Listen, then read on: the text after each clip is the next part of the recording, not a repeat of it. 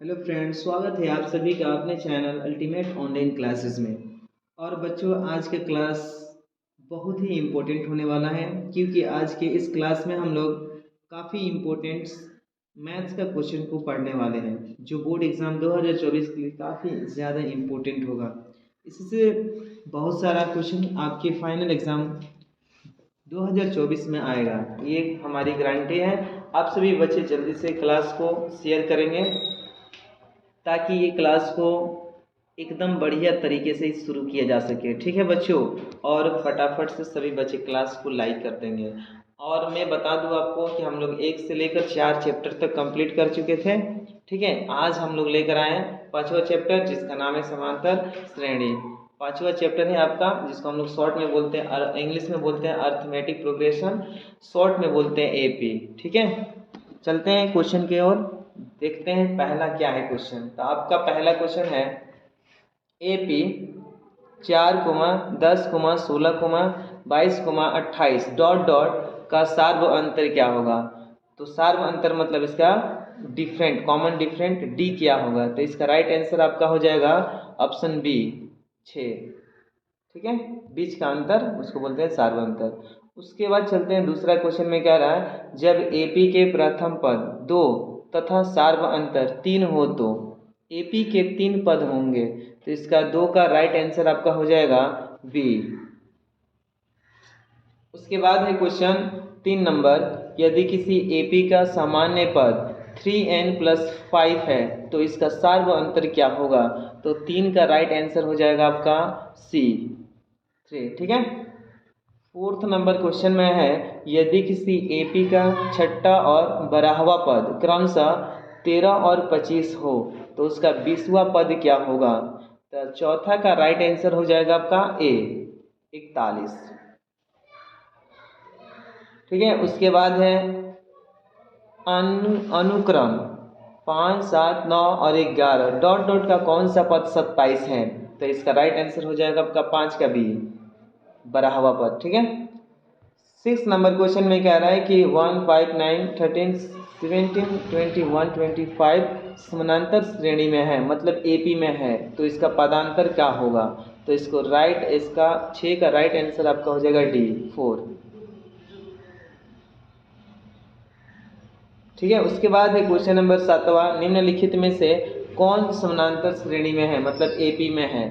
ठीक है, तो एपी में कब होता है बच्चों, आपको मालूम होगा, जब उसके बीच का डिफरेंट जो होता है ना, समान रहे सबका, तो उसको बोलते हैं हम लोग एपी में। तो इसका राइट आंसर आपका हो जाएगा 7वां का बी ऑप्शन। ठीक है, 7वां का राइट आपका हो जाएगा ऑप्शन बी। उसके बाद चलते हैं 8 नंबर क्वेश्चन है, 3 संख्याएं एपी में है तथा उसका योग 24 है, उनके वर्गों का योग 20 है, तो संख्याएं है। तो इसका राइट आपका 8वां का राइट आंसर हो जाएगा आपका बी।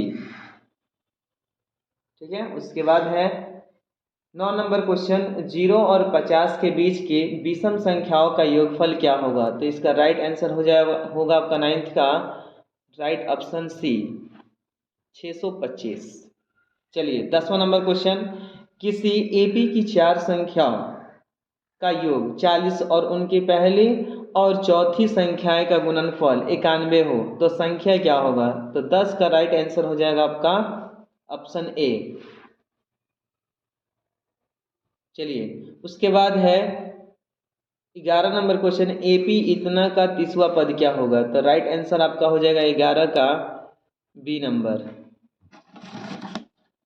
चलिए 12 नंबर है कि समानांतर श्रेणी इतना का 11वां पद क्या होगा। तो 12 का राइट आंसर आपका हो जाएगा ए 22वां। ठीक है, सब बहुत ही आसान आसान क्वेश्चन है, आप इसको खुद कॉपी कलम लेकर सॉल्व कीजिए ताकि आपको अच्छे ढंग से समझ में आए। ठीक है ना, हम इसको बस ऑप्शन बता रहे हैं, आप कॉपी कलम लेकर बैठिए, उसको एक एक क्वेश्चन को सही ढंग से आप सॉल्व कीजिए, आपका एकदम एक्यूरेट आंसर आएगा। ठीक है बच्चों, चलते हैं क्वेश्चन नंबर 13, समानांतर श्रेणी इतना का 10वां पद क्या होगा।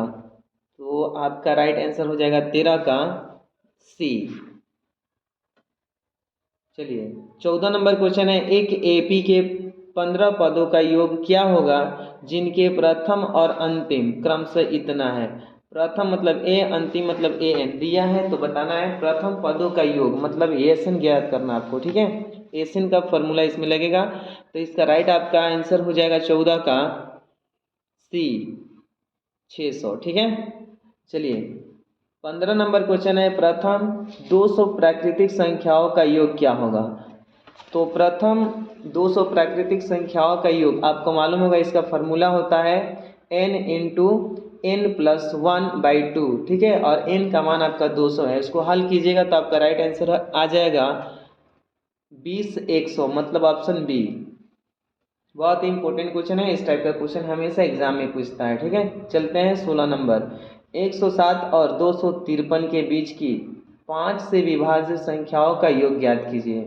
तो 16 का आपका राइट ऑप्शन हो जाएगा ए नंबर 52 20, ठीक है। उसके बाद है आपका 17 नंबर क्वेश्चन, यदि एपी का प्रथम पद ए और पदांतर मतलब सार्व अंतर डी, तो एनवा पद निम्नलिखित में से कौन सा होगा। एनवा पद, ठीक है ना, मतलब ए एन बताना है, तो इसका राइट आपका ऑप्शन हो जाएगा 17 का B A plus N minus 1 into D, ठीक है। उसके बाद चलते हैं हम लोग अगले क्वेश्चन की तरफ।